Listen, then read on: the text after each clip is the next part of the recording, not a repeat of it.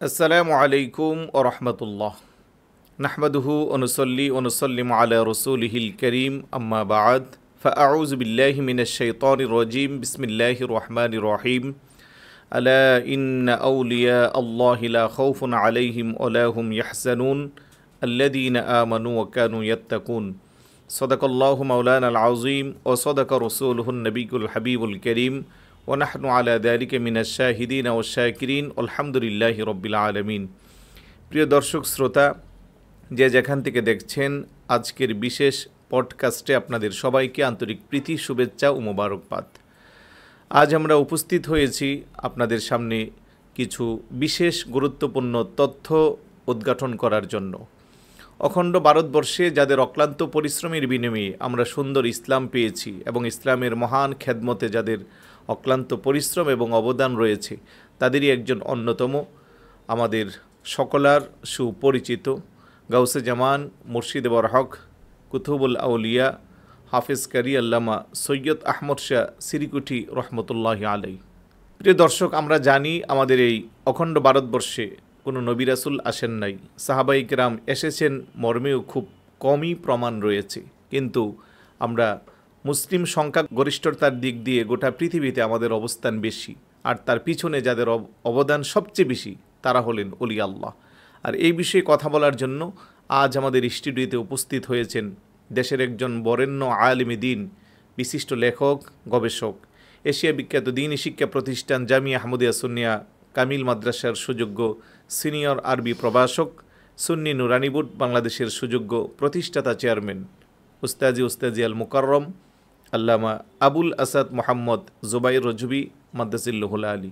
আসসালামু আলাইকুম ওয়া রাহমাতুল্লাহ। ওয়ালাইকুম আসসালাম ওয়া রাহমাতুল্লাহি তাআলা ওয়া বারাকাতুহু। মুহতারাম, কেমন আছেন আপনি? আলহামদুলিল্লাহ ভালো আছি, আপনি কেমন আছেন? আলহামদুলিল্লাহ ভালো আছি। আমাদের আজকের এই বিশেষ পডকাস্ট অনুষ্ঠানে আপনাকে আন্তরিক মোবারকবাদ। জি আলহামদুলিল্লাহ, আপনাকে আন্তরিক মোবারকবাদ। শুরুতে আপনার খেদমতে আরজ আমরা যেই একজন মহান ব্যক্তিত্বের জীবন কর্ম নিয়ে আজ আলোচনা করার মনস্থ করেছি, যিনি রাসূল পাক সাল্লাল্লাহু আলাইহি সাল্লামের ৩৭তম অধস্তন পুরুষ হিসেবে যাকে আমরা চিনি। তার পূর্বে আমি আপনার খেদমতে আরজ করব কোরআন সুন্নাহর দৃষ্টিতে ওলি আল্লাহদের কী অবস্থান রয়েছে এবং কোরআন সুন্নাতে ওলি আল্লাহদের ব্যাপারে কি আছে, একটু সংক্ষিপ্ত করে আমাদেরকে আলোকপাত করে তারপরে আমরা বিস্তারিত আলোচনায় যাব ইনশাআল্লাহ। ধন্যবাদ। নাহমাদুহু ওয়া নুসাল্লি ওয়া নুসাল্লিমু আলা হাবিবিল করিম, আম্মা বাদ। প্রিয় সঞ্চালক, আপনি যে বলছেন আউলিয়া কেরাম সম্পর্কে কোরআন শরীফে এবং হাদিস শরীফে কী আলোচনা আসছে, আসলে কোরআন শরীফ এবং হাদিস শরীফে আউলিয়া কেরাম সম্পর্কে অনেক বেশি আলোচনা রয়েছে। প্রথমে আমরা যদি দেখি আউলিয়া কেরামের পরিচয় সম্পর্কে, আল্লাহ সুবহানাহু ওয়া তাআলা কোরআনুল করিমে সূরা ইউনূস শরীফের ৬৩ নম্বর আয়াতের মধ্যে স্পষ্টভাবে ঘোষণা দিয়েছেন, আল্লাযীনা আমানু ওয়া কানু ইয়াত্তাকুন। তো এর আগের আয়াত যেটা আছে সেখানে আল্লাহর ওলি শান বর্ণনা করা হয়েছে, আলা ইন্না আউলিয়া আল্লাহি লা খাউফুন আলাইহিম ওয়া লা হুম ইয়াহজানুন। এবং ৬৪ নম্বর যে আয়াত, ওখানে আউলিয়া কেরামের জন্য সুসংবাদ ঘোষণা করা হয়েছে। আল্লাহ সুবহানাহু ওয়া তাআলা ইরশাদ করেছেন, লাহুমুল বুশরা ফিল হায়াতিদ দুনিয়া ওয়া ফিল আখিরাহ লা তাবদীলা লিকালিমাতিল্লাহ যালিকা হুয়াল ফাউজুল আযীম। তো এই আয়াতগুলো পর্যালোচনা করলে আমরা দেখতে পাই আল্লাহ সুবহানাহু ওয়া তাআলা আল্লাহর ওলিদের শান বর্ণনা করেছেন এবং ওদের জন্য সুসংবাদও দিয়েছেন এবং এদের পরিচয় দিয়েছেন। তো পরিচয় দিতে গিয়ে আল্লাহ পাক সুবহানাহু ওয়া তাআলা বলেন, যারা ঈমান আনয়ন করেছে, আল্লাযীনা আমানু, যারা ঈমানদার, ওয়া কানু ইয়াত্তাকুন, এবং যারা তাকওয়া অবলম্বন করেছে। তাহলে ওলি হওয়ার জন্য এক নম্বর হচ্ছে ঈমানদার হওয়া, দ্বিতীয় নম্বর হচ্ছে তাকওয়া। তাকওয়াই হচ্ছে সব কিছুর মূল। আপনি যদি তাকওয়া অবলম্বন করতে পারেন, আপনার ভিতর তাকওয়া আনতে পারেন, তাহলে আপনি সব কিছু পেয়ে গেছেন তাকওয়ার মাধ্যমে। কারণ তাকওয়াটা হচ্ছে মূল। এই কারণে, যেহেতু আমি উদাহরণস্বরূপ আপনাদেরকে বলতে পারি যে একটা কাঁটাযুক্ত বাগান, যে কাঁটা গাছ, বাগানের মধ্যে আমি ফুল তুলতে গেলাম, প্রত্যেকটা গাছের মধ্যে কাঁটা আছে। এখন আমি ফুল তুলতে গেলে কিংবা ফুল তুলে বের হওয়ার সময় আমি কোনো তাড়াহুড়া করব না, ধীরে স্থিরে যাব, আস্তে ধীরে, যে যাতে আমার শরীরে একটা কাঁটাও না লাগে। কিন্তু অনেকগুলো গাছ এবং প্রত্যেক গাছের মধ্যে কাঁটা আছে, আমি ফুল তোলার জন্য ভিতরে ঢুকতেছি যাতে আমার শরীরে কাঁটা না লাগে, এবং ওই ফুলগুলা উঠানোর পর, ফুলগুলা ছিঁড়ার পর আমি ফুলগুলো নিয়ে আসতো যাতে আমার গায়ে কাঁটা না লাগে সেটা আমি চেষ্টা করব। এই আমাদের সমাজে অনেকগুলো কাঁটা আছে, মিথ্যার কাঁটা, সুদের কাঁটা, ঘুষের কাঁটা, জুলমের কাঁটা, অন্যায়ের কাঁটা, বেবিচারের কাঁটা। যারা আল্লাহর ওলি হবেন ওদের মধ্যে এমন তাকওয়া থাকবে, সমাজের মধ্যে এতগুলো অন্যায়ের কাঁটা থাকা সত্ত্বেও একটা কাঁটা ওনাদের গায়ে লাগবে না। সুবহানাল্লাহ। তো এইটাই হচ্ছে তাকওয়া। তো আল্লাহর ওলিগণের কাছে তাকওয়া ছিল এবং যারা ওলি তাদের কাছে তাকওয়া থাকে। যেমন আমাদের মযহাবের ইমামে আজম আবু হানিফা রহমতুল্লাহ আলাইহি, উনি যখন একটা জানাজা পড়াতে যাচ্ছিলেন তখন প্রচণ্ড গরম ছিল, দুপুরের টাইম। তো উনি হাঁটতে হাঁটতে হাঁটতে হাঁটতে একেবারে শরীরের মধ্যে ঘাম হয়ে গেছে। এখন উনি ওনার যারা অনুসারীরা ছিলেন সাথে বললেন, হুজুর এখানে এই ওয়াল যেটা আছে অথবা এই বৃক্ষ যেটা আছে, বৃক্ষের ছায় একটু আমরা বসি। তখন ইমামে আজম আবু হানিফা রহমতুল্লাহ বললেন, না, এই বৃক্ষের ছায় আমি বসবো না, যেহেতু এই বৃক্ষ যার, সে আমার থেকে কিছু টাকা হাওলাত নিয়েছে, এখন সে আমাকে টাকাগুলো দেয় নাই। তো আমি যদি তার এই বৃক্ষের ছায়াতলে বসি, আমার ভয় লাগছে যে এটা কোনো ওটা ইন্টারেস্টের মধ্যে যুক্ত হচ্ছে কিনা। হ্যাঁ, এটার নাম হচ্ছে তাকওয়া। আসলে শরীয়ত বলতেছে যে আপনি বসতে পারবেন, ছায়া গাছের নিচে বসা যাবে, ছায়া নিতে পারবেন, এটা কোনো সমস্যা হবে না। কিন্তু উনি বলতেছেন না, আমি বসবো না তাকওয়ার কারণে। কারণ শরা এবং ইশক দুটা জিনিস। শরা বললে শিন রা আইন, আইন হচ্ছে শেষের দিকে, আর ইশকের মধ্যে আইন হচ্ছে প্রথম দিকে। তাহলে আমাদেরকে শিক্ষা দিচ্ছে শরীয়তের যেখানে শেষ সেখানে এশক শুরু হয়ে গেছে, এশকের শুরু। তো এই ইমাম আজম আবু হানিফা রহমতুল্লাহ আমাদেরকে সেই তাকওয়ার শিক্ষা দিয়েছেন। তো আল্লাহর ওলিগণের কাছে তাকওয়া থাকবে অবশ্যই। এবং আল্লাহর ওলিগণের সম্মান আল্লাহ পাক সুবহানাহু ওয়া তাআলা কোরআনে পাকে বিভিন্ন জায়গায় আলোচনা করেছেন, বিভিন্ন সূরের মধ্যে আলোচনা করেছেন। এবং একটা কথা বলা বাহুল্য যে নবী এবং রসুল আল্লাহ পাক সুবহানাহু ওয়া তাআলা পুরুষদের থেকে নির্বাচিত করেছেন, মহিলাদের মধ্যে কোনো নবী রসুল নেই। আর মহিলাদের মধ্যে ওলিয়া উলিয়া আছে, কিন্তু ওলিয়া উলিয়া মহিলাদের মধ্যে আছে। যেমন হজরতে মরিয়াম আলাইহিস সালাম, উনি আল্লাহর মহান ওলিয়া ছিলেন, হজরতে সৈয়দনা ঈসা রুহুল্লাহ আলাইহিস সালামের আম্মাজান। তো ওনার আলোচনা কোরআন শরীফে আসছে, সূরা আলে ইমরানের মধ্যে আসছে, এবং ওনার নামে একটা সূরাও আছে, সূরা মরিয়াম, 16 পারার মধ্যে। হ্যাঁ, তাহলে আল্লাহর ওলির আলোচনা, মরিয়াম আলাইহিস সালামের আলোচনা এখানে আসছে কিভাবে? সূরা আলে ইমরানের মধ্যে আছে যে 35 নম্বর আয়াত থেকে আমরা 39 নম্বর আয়াত পর্যন্ত যদি তেলাওয়াত করি এবং একটু তফসির দেখি, টিকা দেখি, তখন আমরা দেখতে পাই হজরতে মরিয়াম আলাইহিস সালামের আম্মা হজরতে হান্না বিনতে ফাখুজ, উনি আল্লাহর দরবারে মান্নত করেছিলেন। যখন ওনার গর্ভে সন্তান ছিল তখন উনি বলেছেন যে রব্বি ইন্নি নজরতুলাকা মাফি বতনি মুহাররারা, আই আল্লাহ, আমার গর্ভে যে সন্তান আছে এটা আপনার ঘরের জন্য আমি মান্নত করলাম। তো উনি মান্নত করেছেন এবং মনে মনে খেয়াল করেছেন, আমি যখন মান্নত করেছি আল্লাহর ঘরের জন্য, নিশ্চয় আমার পুত্র সন্তান হবে। কিন্তু দেখা গেল যখন এই সন্তান উনি প্রসব করলেন, কন্যা সন্তান প্রসব করলেন, তখন উনি বলতেছেন রব্বি ইন্নি ওয়াদাতুহা উনসা, আই আল্লাহ, আমি কন্যা সন্তান প্রসব করেছি। তো আল্লাহ পাক কী বলেন? রব্বুকুম আলামু বিমা ওয়াদাত, তুমি কি সন্তান প্রসব করেছো এটা তোমার প্রভু ভালো জানে, কিন্তু শুনো, লাইসা যাকারু কাল উনসা, আমি তোমাকে এমন কন্যা সন্তান দিয়েছি তার তুল্য কোনো পুরুষ সন্তানও নেই। সুবহানাল্লাহ। আচ্ছা, শেষ পর্যন্ত দেখা গেল তফসিরের মধ্যে আছে হজরতে মরিয়াম আলাইহিস সালাম। এখানে আরেকটা কথা মনে রাখতে হবে যে মরিয়াম আলাইহিস সালামের নামটা আমার আল্লাহ রেখেছেন ওয়াসাম্মাই তোহা মরিয়াম। হ্যাঁ, জি জি, আল্লাহর কোরআন বলতেছে হজরতে মরিয়াম আলাইহিস সালামের নামটিও আল্লাহ দিয়েছেন, আল্লাহ সুবহানাহু ওয়া তাআলা। এখন হজরতে মরিয়াম আলাইহিস সালাম উনি ছোট থেকে কিভাবে বড় হচ্ছেন?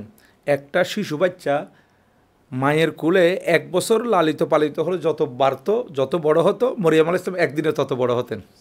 হ্যাঁ, এভাবে দেখতে দেখতে উনি বড় হয়ে গেছেন। এখন আল্লাহর ঘরের জন্য যেহেতু মান্নত করেছেন, উনি আল্লাহর ঘরের খেদমত করবেন। এখন উনি যেহেতু মহিলা মানুষ, তো ওনার নিরাপত্তারও তো দরকার আছে, সেফটিরও দরকার আছে। এজন্য ওনাকে সেই আল্লাহর ঘরের খেদমত করার জন্য যখন ওনাকে নিয়ে যাবে তখন ওনার দেখাশোনা কে করবে, এটা নিয়ে লটারি দেওয়া হলো। লটারির মধ্যে নাম আসলো হজরতে জাকারিয়া আলাইহিস সালামের। হ্যাঁ, কারণ কোরআন শরীফে আছে ওয়াকাফালাহা জাকারিয়া, হজরত জাকারিয়া আলাইহিস সালাম ওনার কাফালাতের দায়িত্ব নিয়েছেন, দেখাভালের দায়িত্ব নিয়েছেন। আবার হজরত জাকারিয়া আলাইহিস সালাম হচ্ছেন ওনার আপন খালু। এখন হজরত জাকারিয়া আলাইহিস সালাম ওনাকে দেখাশোনা করতেছেন, ওনার নিরাপত্তার সব ব্যবস্থা করেছেন। যখন মানুষজন চলে যেত তখন মরিয়ম আলাইহিস সালাম আল্লাহর ঘরের খেদমত করতেন, একটু সাফসাফাই করতেন, আর পরবর্তীতে উনি একটা কামরার মধ্যে চলে আসতেন, রিজার্ভ হুজারের মধ্যে। এখন একদিন হজরতে জাকারিয়া আলাইহিস সালাম ওনাকে হুজারের মধ্যে রেখে বাইরে তালাবদ্ধ করে চলে গেছেন কোনো কাজে। তো ওখান থেকে ফিরে এসে উনি যখন তালা খুললেন, ঘরের ভিতর ঢুকলেন, তো দেখলেন ওখানে বিভিন্ন রকমের আনসিজনাল ফ্রুটস, সিজনে যে ফ্রুটস পাওয়া যায় না, এইরকম ফ্রুট ওনার কামরার মধ্যে আছে। হ্যাঁ, বহু ধরনের রকমারি ফ্রুট। হ্যাঁ, তখন এখন হজরতে সৈয়দানা জাকারিয়া আলাইহিস সালাম জিজ্ঞাসা করলেন, তুমি এগুলো কোত্থেকে পেলে? হ্যাঁ, তুমি আন্না লাকি হাজা, আল্লাহর কোরআন বলতেছে হজরতে জাকারিয়া আলাইহিস সালাম জিজ্ঞাসা করলেন, তুমি এগুলো কোত্থেকে পেলে? ক্বালাত হুয়া মিন ইনদিল্লাহ। তখন হজরতে মরিয়ম আলাইহিস সালাম বললেন, যেগুলো আল্লাহর পক্ষ থেকে আসছে। কারণ আপনি যাওয়ার সময় ঘর তালাবদ্ধ করে গেছেন, এখানে তো কোনো পুরুষ আসে নাই, আবার কেউ আসার সুযোগও নাই, তাহলে এগুলো আল্লাহ তাআলার পক্ষ থেকে আসছে। তো এখন হজরতে সৈয়দনা জাকারিয়া আলাইহিস সালাম আল্লাহ তাআলার পক্ষ থেকে আসছে এই কথা যখন মরিয়ম আলাইহিস সালামের জবান থেকে শুনলেন, তখন সেই সময় ওনার বয়স অনেক, প্রায় 80 ঊর্ধ্ব। আচ্ছা, তো উনি মনে মনে চিন্তা করতেছেন যে আল্লাহ মরিয়ামের জন্য বেমৌসুমি ফল এই বদ্ধকরের মধ্যে দিতে পারে, তাহলে আমার সন্তান হওয়ার মৌসুম না থাকলেও আল্লাহ চাইলে আমাকে বুড়ো বয়সে সন্তান দিতে পারে। তখন তিনি সেই মরিয়ম আলাইহিস সালামের কামরাতে আল্লাহর কাছে দোয়া করলেন যে হুনালিকা দাআ জাকারিয়া রাব্বাহু রাব্বি হাবলি মিন লাদুনকা যুররিয়াতান তাইয়্যিবা ইন্নাকা সামিউদ দুআ।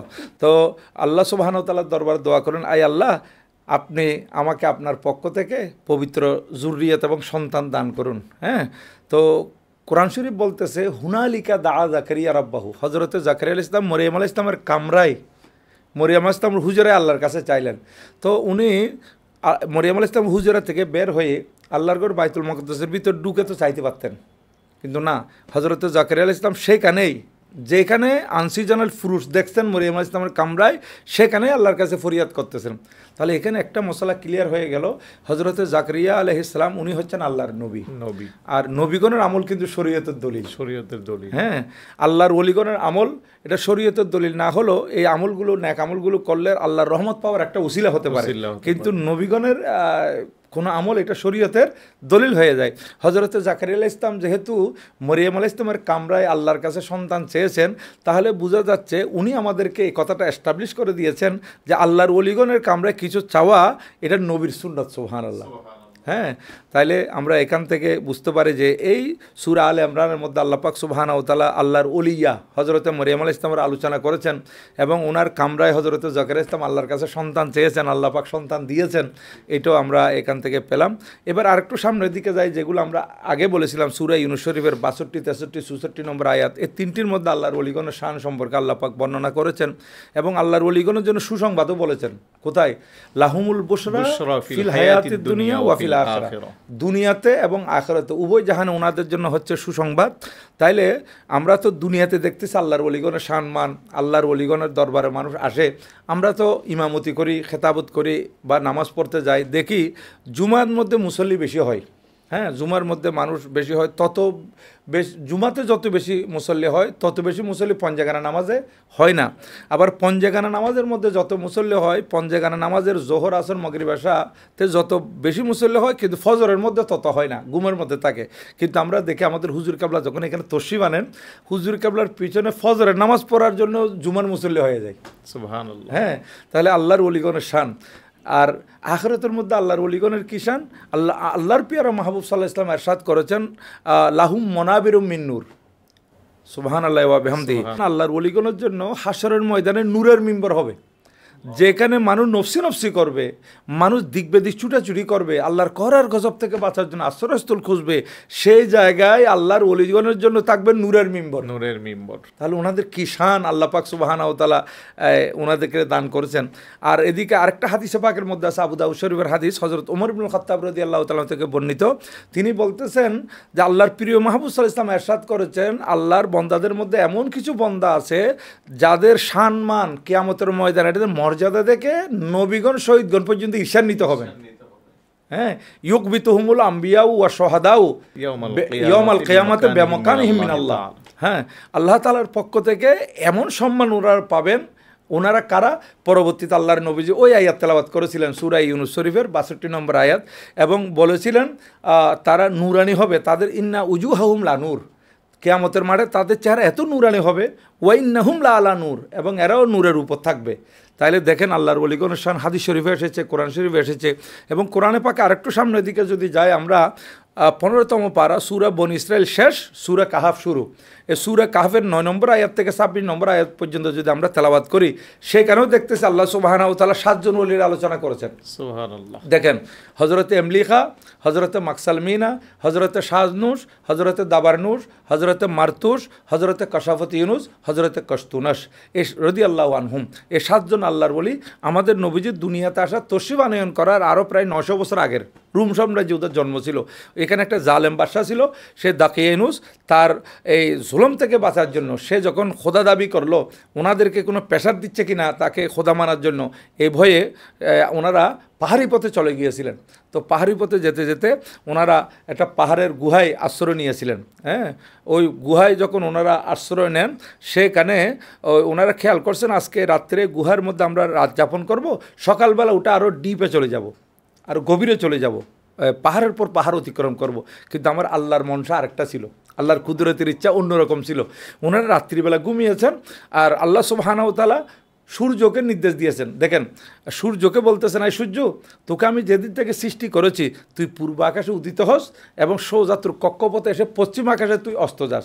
কিন্তু আজকে রাত্রে আমার 7 জন বন্ধু, আমার ওলি, আমার প্রিয় বন্দা এখানে ঘুমিয়েছে, এদের গায়ের উপর দিয়ে যদি তুই প্রতিদিন যাস তাহলে এরা কষ্ট পাবে। সুতরাং তুই উদিত হবি পূর্ব আকাশে, তো পূর্ব আকাশে উদিত হয়ে পশ্চিম আকাশে আস্তে আস্তে এই গুহায় আসার আগে আগে তুই ডান দিকে হেলে যাবি। দেখেন, সূর্যের রাস্তা পর্যন্ত আল্লাহ পাক সুবহানাহু ওয়া তাআলা পরিবর্তন করে দিচ্ছেন আল্লাহর ওলিদের জন্য। এটা শুধু আমার কথা নয়, এটা সূরা কাহফের 17 নম্বর আয়াত, ওয়া তারা শামসা ইজা তালাত তাজাওয়ারু আন কাহফিহিম জাতাল ইয়ামিন ওয়া ইজা গরাবাত তাকরিদুহুম জাতাশ শিমাল ওয়া হুম ফি ফাজওয়াতিন মিনহু। আল্লাহ পাক সুবহানাহু ওয়া তাআলা বলতেছেন, হে মাহবুব নবী, আপনি যখন সূর্যের দিকে তাকাবেন তখন আপনি দেখতে পাবেন সূর্য পূর্ব আকাশে উদিত হয়ে এসে এদের গুহা অতিক্রম করার আগে ডান দিকে চলে যায়, আর অস্ত যাওয়ার সময় বাম দিকে চলে যায়। এরা গুহার মধ্যে সবসময় নিরাপদে থাকে, কারণ এরা আল্লাহর কুদরতের ইচ্ছা হচ্ছে এদেরকে গুহার মধ্যে ঘুমের মধ্যে রেখে দিবেন 309 বছর। মানুষ বাঁচেও না 100 বছর, আর সেই জায়গায় আল্লাহর 7 জন ওলিকে আল্লাহ সুবহানাহু ওয়া তাআলা শুধু ঘুমের মধ্যে রেখেছেন 309 বছর। 309 বছর পর ঘুমের মধ্যে রেখে আবার এদেরকে জাগ্রত করেছেন কোন টাইমে? সকালবেলা। হ্যাঁ, আচ্ছা, এই যে 309 বছর ওনাদেরকে ঘুমের মধ্যে রেখেছেন, আমাদের প্রশ্ন হতে পারে আমরা রাত্রে যে ঘুমাই, আমরা চৌকিতে কত গড়াগড়ি করি, অনেক সময় দেখা যায় এক পাশে রাত্রে ঘুমিয়েছিলাম, সকালবেলা উঠে দেখতেছে আরেক পাশে। হ্যাঁ, তো এরা যে এই একভাবে ঘুমায় তাহলে এরা কষ্ট পাবে না? আমাদের অনেক রুগী আছে যারা শয্যাশায়ী রুগী, এদেরকে আমাদের মেডিকেটেড বেডের ব্যবস্থা করতে হয় যাতে করে ঘা পেঁচড়া না হয়, হ্যাঁ, কষ্ট না পায়। তো আল্লাহর ওলিরা যে এখানে ঘুমিয়েছেন, তো আমাদের প্রশ্ন হবে যে ওনারা কি করট ফিরেছেন নাকি, ওনারা সেখানে নাকি আশপাশে গিয়েছেন নাকি একরকমই ছিলেন? হ্যাঁ, কিন্তু আল্লাহ পাক সুবহানাহু ওয়া তাআলা কোরআনে পাকে বলেন, আমি আল্লাহ তাদেরকে করট পরিবর্তন করে দিছি ঘুমের মধ্যে। ওয়া নুকাল্লিবুহুম জাতাল ইয়ামিন ওয়া জাতা শিমাল, আমি তাদেরকে কিছুদিন ডান করটে রেখেছি, কিছুদিন বাম করটে রেখেছি। দেখেন, ফেরেশতা পাঠিয়ে এই করটটা কোন সময় ফিরাইতেন? তফসিরের কিতাবে লাগতেছে প্রতি 6 মাস পর পর, অথবা এই 6 মাস পর পর এক পাশ অপর পাশ করে দিতেন, অথবা মুহররমের 10 তারিখ। হ্যাঁ, আল্লাহ পাক সুবহানাহু ওয়া তাআলা ওনাদেরকে ফিরে দিতেন। আর কোরআনুল কারীমে বলতেছেন যে ওনারা 309 বছর ঘুমিয়েছিলেন। এটা ওই সূরা কাহফের 25 নম্বর আয়াতের মধ্যে আছে, ওয়ালা বিসু ফি কাহফিহিম সালাসা মিআতিন সিনিন ওয়াজদাদু তিসআ। হ্যাঁ, ওনারা 309 বছর ঘুমিয়েছেন। তো সেখানে আল্লাহর ওলির আলোচনা আসছে, কত সুন্দর। আল্লাহ পাক ওনাদেরকে এই মর্যাদাও দিয়েছেন, আল্লাহ পাক ওনাদেরকে ভালোবেসেছেন, এবং ওনাদেরকে অবাক করার মতো একটা কাহিনী এখানে সৃষ্টি হয়ে গেছে। এটা আল্লাহ পাক নিজেই করেছেন এবং এটা আল্লাহ পাক কুদরতের জবানে বর্ণনা করে দিয়েছেন। আচ্ছা, আরেকটু সামনের দিকে যদি যাই, একই সূরার মধ্যে সূরা কাহফের 60 নম্বর আয়াত থেকে যদি আমরা 82 নম্বর আয়াত পর্যন্ত তেলাওয়াত করি, সেখানে দেখতেছি হযরত মূসা আলাইহিস সালামের সাথে খিজির আলাইহিস সালামের আলোচনা। মূসা আলাইহিস সালাম আল্লাহর জলিলুল কদর পয়গম্বর, যার উপর একটা আসমানি কিতাব নাজিল হয়েছে। আচ্ছা, এর সাথে হযরত খিজির আলাইহিস সালাম, হজরতে বলিয়া বিন মালিকান খিজির আলাইহিস সালাম ওনার সম্পর্কে ইখতিলাফ আছে। জমহুর বলেছেন উনি আল্লাহর নবী, অনেকে বলেছেন উনি আল্লাহর ওলি।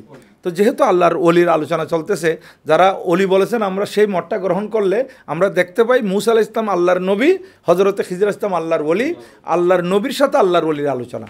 তাইলে সেখানে 60 নম্বর আয়াত থেকে 82 নম্বর আয়াত পর্যন্ত পুরো একটা সুন্দর আলোচনা আছে। এরপর আবার একই সূরায় 83 নম্বর আয়াত থেকে যদি আপনি 101 নম্বর আয়াত পর্যন্ত দেখেন, সেখানে দেখবেন আরেকজন আল্লাহর ওলি সুলতান জুলকরনাইন আলাইহিস সালাম।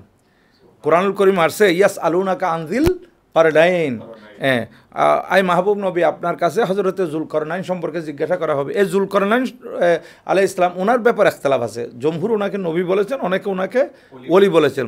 তো আল্লাহর ওলির আলোচনা যেহেতু চলতেছে, আমি ওনাকে ওলি যারা বলেছেন ওইটাই গ্রহণ করি। তো উনি কীরকম, আল্লাহ পাক ওনাকে এমন ক্ষমতা দিয়েছেন, উনি পায়ে হেঁটে সূর্য উদয়ের জায়গায় গেছেন, পায়ে হেঁটে সূর্য অস্তের জায়গায় গেছেন। কেমন ক্ষমতা আল্লাহ পাক সুবহানাহু ওয়া তাআলা ওনাকে দিয়েছেন। ওনাকে তো এই ক্ষমতা দিয়েছেন, আবার আলোচনা করেছেন আল্লাহ সুবহানাহু ওয়া তাআলা। এরপর আরেকটু সামনের দিকে আসেন সূরা মরিয়াম, হজরতে মরিয়াম আলাইহিস সালাম একটা পুরা ঘটনা, সেই মরিয়াম আপনার 16 নম্বর আয়াত থেকে 33 নম্বর আয়াতের মধ্যে আল্লাহ সুবহানাহু ওয়া তাআলা বর্ণনা করেছেন। সেই নামকরণ সূরার নামকরণও করা হয়েছে মরিয়াম আলাইহিস সালামের নামে, আল্লাহর ওলির নামে। সূরা লোকমান আছে আল্লাহর ওলির নামে সূরা।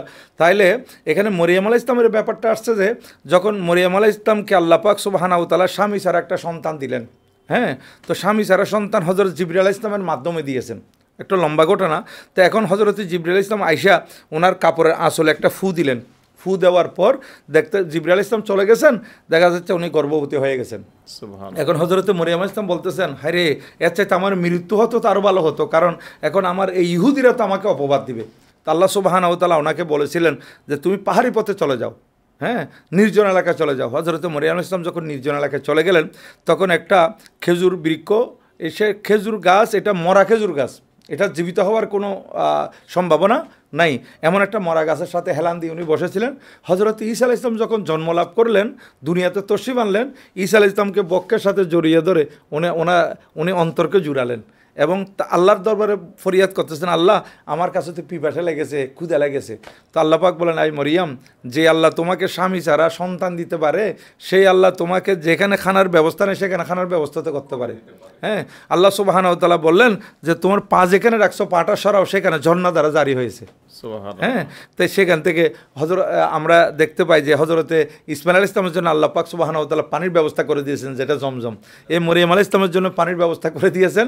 তারপর বলতেছেন, আই মরিয়াম, তুমি যে মরা খেজুর গাছের সাথে হেলান দিয়ে বসেছ, তুমি একটু সরে বসো এবং ওই মরা খেজুর গাছটার ধরো, ওয়াহুজি ইলাইকি বিজিজিন নাখালাতি তুসাকিত আলাইকি রতাবান জানিয়া। আল্লাহ পাক সুবহানাহু ওয়া তাআলা বলেন, তুমি এই গাছটা ধরে তোমার দিকে খিচো, তুমি দেখবে এই পরিপক্ক খেজুর, হ্যাঁ, পাকা পাকা খেজুর তোমার সামনে ঝরে ঝরে পড়বে। তাহলে দেখেন মরিয়ম আলাইহিস সালামকে আল্লাহ পাক বলতেছেন ওই গাছটা ধরার জন্য।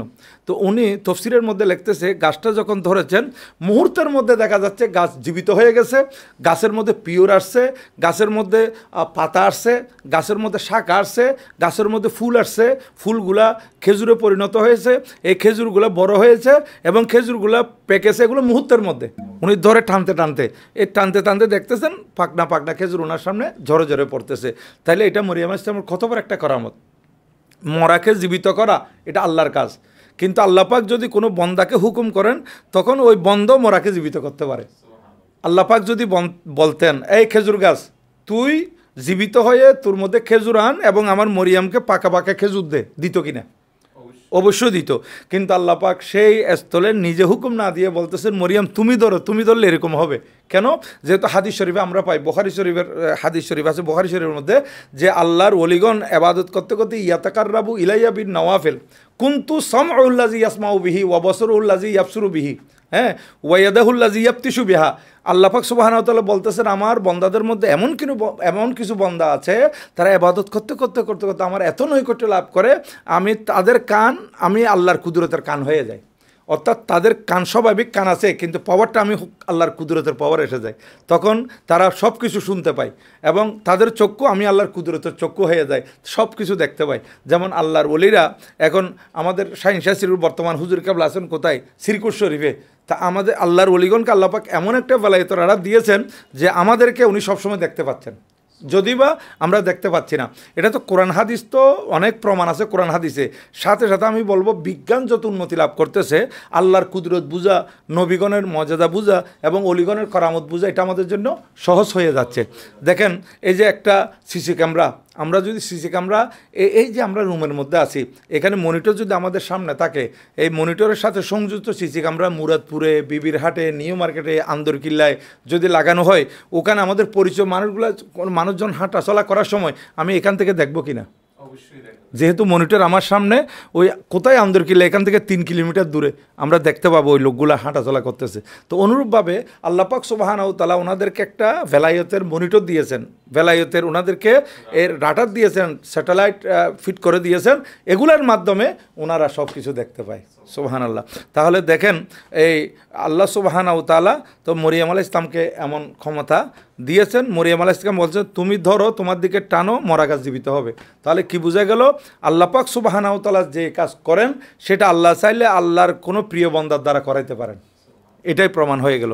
এবং আরেকটু সামনের দিকে যদি আমরা যাই, 19তম পারা সূরা নমলের 40 নম্বর আয়াতের মধ্যে হযরতে সৈয়দনা আসিফ বিন বরখিয়া রাদিয়াল্লাহু তাআলার করামতের কত আছে।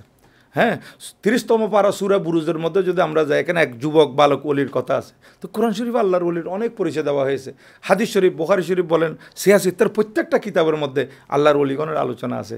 তাহলে এইভাবে যদি আল্লাহর ওলিগণের আলোচনা করতে যায় অনেক সময় লাগবে, অনেক লম্বা হবে, দীর্ঘ হবে। তাই আমি এখানে আপনার যে প্রশ্ন ছিল যে আল্লাহর ওলির পরিচিতি এবং আল্লাহর ওলিগণের কিছু সম্মান কোরআন শরীফ থেকে, হাদিস শরীফ থেকে বর্ণনা করার, হাদিস শরীফ থেকে একেবারে সংক্ষেপে বর্ণনা করছি, কোরআন শরীফ থেকে কিছু আলোচনা করলাম দর্শক শ্রোতার উদ্দেশ্যে।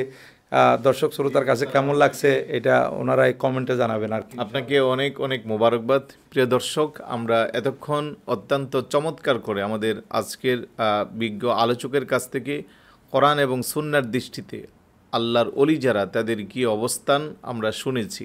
সংক্ষিপ্ত পরিসরে হলেও আমরা অনেক কিছু শুনেছি। শুরুতেই আল্লাযীনা আমানু ওয়া কানু ইয়াত্তাকুনের ব্যাখ্যায় বলেছেন যারা ঈমানদার এবং যারা মুত্তাকি। আমরা জানি আল্লাহ সুবহানাহু ওয়া তাআলা ইরশাদ করেন, ইন্না আকরামাকুম ইনদাল্লাহি আতকাকুম। যার তাকওয়া যত বেশি, তার মর্যাদা আল্লাহর নিকটে তত বেশি। যারা আল্লাহর ওলি হয়েছেন, আপনার মতো আমার মতো, তারা এত গুনাহের কাজে লিপ্ত থাকেন না। ইবাদত বন্দিগি রিয়াজত সাধনা করে নিজেদের অবস্থানকে যখন আল্লাহর কাছে পর্যন্ত রাসূলুল্লাহর ইতাআত করে যখন তাদের মর্যাদা বৃদ্ধি করে, তখনই তারা ওলি আল্লাহ হিসেবে স্বীকৃতি পায়, যাদের ব্যাপারে আল্লাহ সুবহানাহু ওয়া তাআলা কুরআনুল কারীমে এত বেশি বর্ণনা করেছে। তারপরেও আমাদের কিছু ভাইয়েরা ওলি আল্লাহদের ব্যাপারে বাজে মন্তব্য করে, বিরূপ মন্তব্য করে। তাদেরকে বলবো, আমাদের বিজ্ঞ আলোচক যে কোরআনুল কারীমের সূরা, আয়াত, পারা, পৃষ্ঠার যে রেফারেন্স দিয়েছে, আপনারা কষ্ট করে তাফসীরটুকুন দেখে নেবেন, তাহলে আপনাদেরও সহজে ওলি আল্লাহর বোধগম্যতা আসবে ইনশাআল্লাহ। তো প্রিয় দর্শক, আজ আমরা বিশেষ করে এমন একজন মহান আল্লাহর ওলির ব্যাপারে কথা বলবো, যিনি রাসূল পাক সাল্লাল্লাহু আলাইহি সাল্লামের বংশধর এবং এই অখণ্ড ভারতবর্ষে যার অনেক অবদান রয়েছে, যার অনেক খেদমত রয়েছে, বিশেষ করে আমাদের এই বাংলাদেশে যার খেদমত ভোলার মতো নয়, যার খেদমতের শুকরিয়া আদায় করে আমরা শেষ করতে পারবো না। 1954 ইংরেজিতে যিনি এশিয়া বিখ্যাত দ্বীনি শিক্ষা প্রতিষ্ঠান চট্টগ্রামের জামিয়া আহমদিয়া সুন্নিয়া কামিল মাদ্রাসা প্রতিষ্ঠা করেছেন আওলাদে রাসূল গাউসে জামান মুর্শিদে বরহক বানিয়ে জামিয়া কুতুবুল আউলিয়া সৈয়দ আহমদ শাহ সিরিকুঠি রহমতুল্লাহি আলাইহির জীবন কর্ম নিয়ে আমরা এই মুহূর্তে আমাদের আজকের বিজ্ঞ আলোচকের কাছ থেকে কিছু শুনব। ধন্যবাদ আপনাকে। কুতুবুল আউলিয়া বানিয়া জামিয়া হুজুর আল্লামা সৈয়দ আহমদ শাহ সিরকুটি রহমতুল্লাহ আলাইহির সম্পর্কে যদি কিছু আলোচনা করতে যাই, তাহলে ওনার প্রাথমিকভাবে ওনার জন্ম থেকে আমি একটু শুরু করতে চাই। ওনার জন্ম আসলে তৎকালীন অখণ্ড ভারতবর্ষের হাজারা ডিস্ট্রিক্টের শেতালু শরীফ, যেটা শেতালু শরীফের অন্তর্গত সিরকুট শরীফে ওনার জন্ম। তো ওনার জন্মসাল নিয়ে আসলে একতলাফ আছে। 1856, কেউ বলেছেন 1857, সেই মোতাবেক হিজরি সন হিসেবে 1272 অথবা 73 হিজরিতে ওনার জন্ম হয় সৈয়দ বংশের মাসওয়ানি গোত্রে। উনি আল্লাহর প্রিয় মাহবুব সাল্লাল্লাহু আলাইহি ইসলামার 37তম অধস্তন বংশধর। আর ওনার আব্বা হচ্ছেন হজরতে শাহ সুফি সৈয়দ সদর শাহ রহমতুল্লাহ আলাই এবং সিরকুটি রহমতুল্লাহ আলাই দাদাজান হচ্ছেন হজরত শাহ সৌফি সৈয়দ খানি জামান রহমতুল্লাহ আলাই, ওনারা নবীজির বংশধর।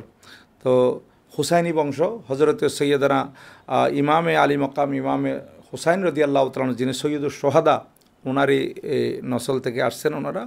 তো অনেকে প্রশ্ন করে থাকে যে সৈয়দ বংশ হলো, ওনারা তো মক্কা শরীফ থাকবেন নতুবা মদিনা শরীফ থাকবেন, এরকমও প্রশ্ন করে। ওনারা এখানে কোত্থেকে আসলেন? আসলে সেটা ওনাদের ধারণা ঠিক না। যে এই নবীজির আওলাদগণ ওনারা দিন ধর্ম প্রচারের জন্য যে সময় যেখানে যাওয়ার ইচ্ছা করেছেন কিংবা যেখানে যাওয়ার অর্ডার হয়েছে সেখানে গিয়েছেন। তো আমাদের হুজুর কাবলা যে 37তম অধস্তন পুরুষ, ওনাদের ঊর্ধ্বতন যারা পূর্বপুরুষ আছেন, ওখানে একজন আল্লামা শাহ সুফি সৈয়দ গিসুদারাস রহমতুল্লাহ, হ্যাঁ, ওনারা এই মদিনা শরীফ থেকে ওনারা কেউ বগদাদ শরীফ আসছেন, বগদাদ শরীফ থেকে আফগান আসছেন কুহে সুলেমানিতে। তো আফগান আসার পর থেকে এই ওনারই বংশের অধস্তন বংশধর সৈয়দ মোহাম্মদ গফুর শাহ প্রকাশ কাফুর শাহ রহমতুল্লাহ আলাই, উনি আসছেন এই সিরকুট শরীফে। হ্যাঁ, ওখানে সিরকুট শরীফ, সিরকুট এটা আসলে এটা সরকোহ থেকে সিরকুট হয়ে গেছে আর কি। সরকু মানে পাহাড়ের চূড়া, সর মানে মাথা, কুহ মানে পাহাড়।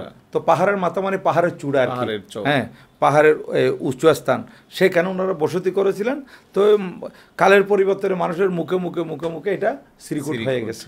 তো এখানে হজরত শাহ সুফি সৈয়দ আহমদ শাহ সিরকুটি রহমতুল্লাহ আলাই সৈয়দ বংশে ওনার জন্ম, এবং উনি মাতৃকুল থেকে পিতৃকুল থেকে অনেক কিছু শিখে নিয়েছেন আলহামদুলিল্লাহ।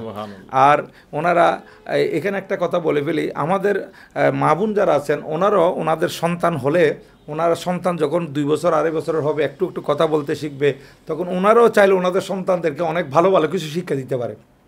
হ্যাঁ, তো মাতৃকুল আসলে উত্তম পাঠশালা, হিজনুল উম্মাহাত মাদ্রাসাতুল লিল বনিনা ওয়াল বানাত।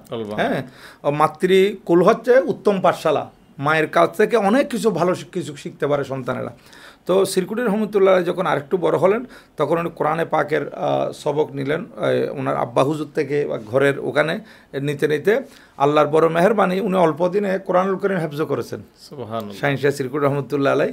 তো উনি কোরআন শরীফ হেফজ করার পর উনি আরও কোরআন ফেকা তফসির হাদিস শরীফের জ্ঞান অর্জন করার জন্য উনি বিভিন্ন মাদ্রাসার মধ্যে লেখাপড়া করেছেন। তৎকালীন বড় বড় মাদ্রাসায় উনি লেখাপড়া করেছেন। উনি লেখাপড়া সমাপ্ত করেছেন এই 1880 সালের দিকে, 80 সালের দিকে উনি লেখাপড়া শেষ করেছেন, এবং উনি সেই সময় বিবাহ বন্ধনে আবদ্ধ হয়েছেন সৈয়দ বংশের আরেক মহিলার সাথে। হ্যাঁ, ভাগ্যবান মহিলা, উনি বিবাহ বন্ধনে আবদ্ধ হয়েছেন। তো এদিকে হজরতে শাহিন শাহ সিরকুটি রহমতুল্লাহ বিবাহ করার পর উনি চিন্তা করলেন যে আমি এখানে বসে থাকলে তো হবে না, আমাকে একটু দিন ধর্মের কাজ করতে হবে। সেই সময় উনি ব্যবসায়িক খেয়ালও ছিল যে ব্যবসা করবেন, কারণ ব্যবসা হচ্ছে সুন্নত। আমার বিভিন্ন বুজুর্গদের জীবনী যখন আমরা দেখি, অধিকাংশই দেখা যাচ্ছে ওনারা সুন্নতের নিয়তে ব্যবসা করেছেন। কারণ হালাল ব্যবসা, আপনি যদি সুন্দরভাবে ভালোভাবে হালালভাবে ব্যবসা করেন, প্রিয় নবীজির পক্ষ থেকে সুসংবাদ আছে, আত-তাজিরু সুদুকুল আমিন মান নবিয়িন ওয়া সিদ্দিকিন ওয়া শুহাদা। হ্যাঁ, তাহলে আও কামা ক্বালা আলাইহিস সালাম, যারা হালালভাবে ব্যবসা করবে এদের হাসর হবে নবীগণের সাথে, সিদ্দিকিনগণের সাথে, শুহাদাগণের সাথে। তো নবীগণ ব্যবসা করেছেন, সাহাবা একরাম ব্যবসা করেছেন। তো আমাদের ইমামে আজম আবু হানিফা রহমতুল্লাহ উনি বড় কাপড়ের ব্যবসায়ী ছিলেন। তো সেই সুবাদে হজরতে শাহিন শাহ সিরকুট রহমতুল্লাহ আলাই উনি দক্ষিণ আফ্রিকার মধ্যে, সাউথ আফ্রিকার মধ্যে চলে গেছেন ব্যবসায়িক উদ্দেশ্যে। এই সাউথ আফ্রিকার মধ্যে বন্দর এলাকা, অনেকে ওনাকে আফ্রিকাওয়ালা পীর বলতো। জি জি, অনেকগুলো পেশোয়ারি হুজুর, সিরকুটি হুজুর, বিভিন্নভাবে ওনার পরিচিত আছে। হ্যাঁ, তো এখন উনি এখানে এই কেপটাউন, মোম্বাসা, তারপরে মোম্বাসাতে উনি অনেক খেদমত করেছেন, এবং শেষ পর্যন্ত উনি সেখানে ওই মানুষদেরকে এই আপনার ওই ধর্মের দিকে দীক্ষা দিতে দিতে, ধর্মের ইসলামের দিকে দাওয়াত দিতে দিতে অনেক কৃষ্ণাঙ্গ মুসলমান হয়েছে হুজুরের হাতে, এবং তাদের ইবাদতবন্দি করার জন্য এবং সেখানে আরও বেশি ইসলাম প্রচার করার জন্য হুজুর 1911 সালে একটা মসজিদও বানিয়েছেন আফ্রিকার মোম্বাসাতে। হ্যাঁ, তো হুজুর সেখানে এই অনেক খেদমত করেছেন, যেগুলো ডক্টর ইব্রাহিম এম মাহাদি ওনার লিখিত a short history of Islam in south Africa এই বইয়ের মধ্যে লিখেছেন যে সাউথ আফ্রিকার মধ্যে যারা ইসলাম প্রচার করেছেন তাদের মধ্যে সবচেয়ে বেশি অগ্রগামী ছিলেন ভারতীয় একজন বংশদূত হযরত সৈয়দ আহমদ সিরকুটি রহমতুল্লাহ আলাইহি। হ্যাঁ, তাহলে দেখেন কি খেদমত করেছেন উনি। 1912 সালে আফ্রিকা থেকে চলে আসছেন এবং সেখানে সে মসজিদের দায়িত্ব দিয়ে আসছিলেন দেখাশোনার।